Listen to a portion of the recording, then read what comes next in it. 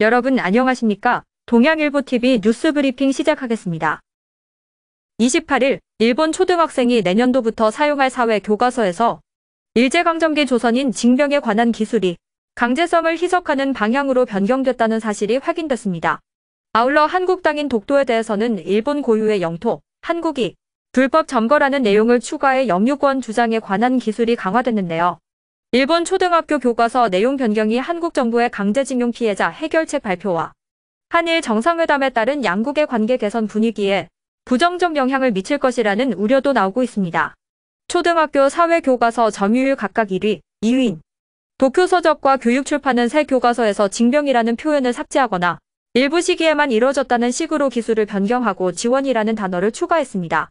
도쿄서적은 또 지도 교과서에서 독도 관련 기술 중 한국에 점거돼 일본은 항의를 하고 있다를 한국이 불법으로 점거해 일본은 항의를 하고 있다로 교체하는 등 독도가 일본 영토이며 한국이 불법 점거하고 있다는 억지 주장은 새로운 사회, 지도 교과서에서 더욱 공고해졌는데요. 이날 정부는 역사적, 지리적, 국제법적으로 명백한 우리 고유의 영토인 독도에 대한 부당한 주장이 담긴 교과서를 또다시 검정 통과시킨 데 대해 강력히 항의하며 독도에 대한 일본의 어떠한 주장도 수용할 수 없음을 분명히 밝히는 바라고 강조했습니다. 정부가 세계 최저 수준의 저출산 위기에서 탈출하기 위해 일과 육아 병행을 돕고 현금성 지원을 확대해 양육비 부담을 줄이겠다는 대책을 내놨습니다. 또 아이돌봄 서비스 참여 가구를 크게 늘리고 아이를 키우는 가구에 대한 세제 지원도 확대하는데요. 2자녀 이상만 돼도 양육과 주거 지원을 더 많이 받을 수 있도록 하고 영아 병원비 부담을 낮추고 난임 지원은 넓힙니다. 더불어 고령사회에 대비하기 위해 고령자 계속 고용과 노인 연령 조정 논의를 본격화하는 한편 고령자 복지주택 공급을 늘리고 신노년층에 맞는 일자리를 확충할 계획인데요. 28일 대통령 직속 저출산 고령사회위원회는 윤석열 대통령 주재로 올해 1차 회의를 개최하고 이런 내용의 저출산, 고령사회 정책 추진 방향을 발표했습니다.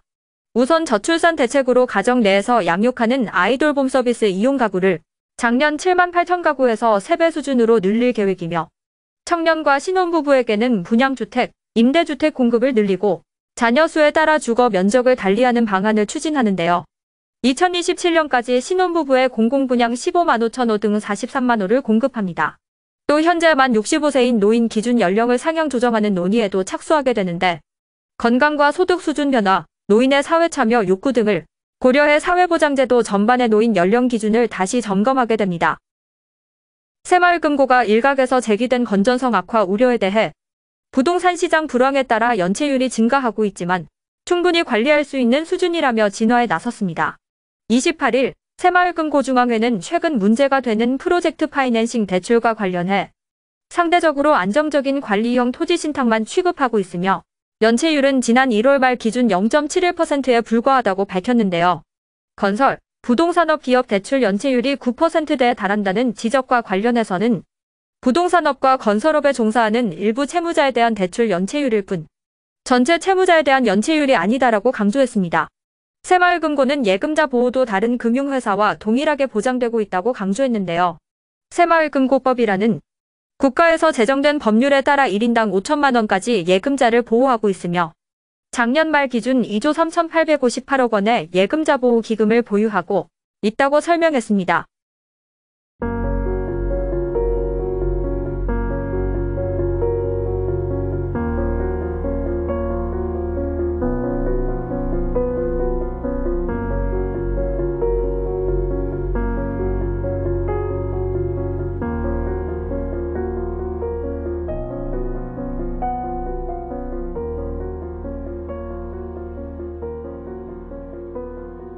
봄이 왔다는 소식을 전해주는 벚꽃. 벚꽃이 만개하면 전국 벚꽃 명소마다 상춘객들이 붐비는데요. 올해는 이상고온으로 벚꽃이 예정보다 이르게 개화하면서 청주시가 준비한 축제 일정의 차질을 빚고 있습니다. 계획된 일정에 맞추자니 이미 벚꽃이 모두 진 상태이고 축제 일정을 앞당기자니 조율이 문제가 되기 때문인데요. 28일 청주기 상시청에 따르면 지난 24일 개화한 벚꽃은 전날 만발했습니다. 첫 개화 시기는 지난해보다 9일 빠른데 만발 시기도 열흘이나 이릅니다. 통상적으로 벚꽃은 만개 이후 일주일가량 유지되므로 청주시가 오는 31일부터 개최 예정인 벚꽃과 함께하는 푸드트럭 축제에서 벚꽃을 보지 못할 가능성이 높아졌는데요.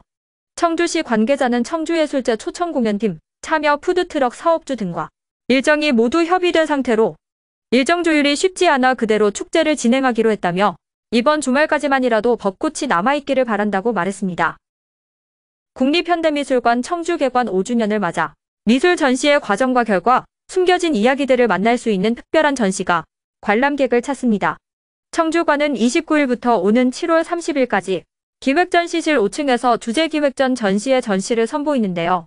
국립현대미술관 소장품, 신작 등 41명 작가의 작품 49점과 전시 관련 자료 아카이브 등이 전시됩니다. 전시를 주제로 한 대화형 인공지능 챗GPT도 설치됐는데 인공지능과의 대화를 살펴보며 전시의 의미와 큐레이터의 역할, 미래 전시 모습 등을 상상해 볼 수 있는데요. 또 VR 영상을 통해 실제 현장 안에서 가상의 공간을 동시에 관람할 수 있습니다. 지금까지 동양일보TV 뉴스 브리핑이었습니다.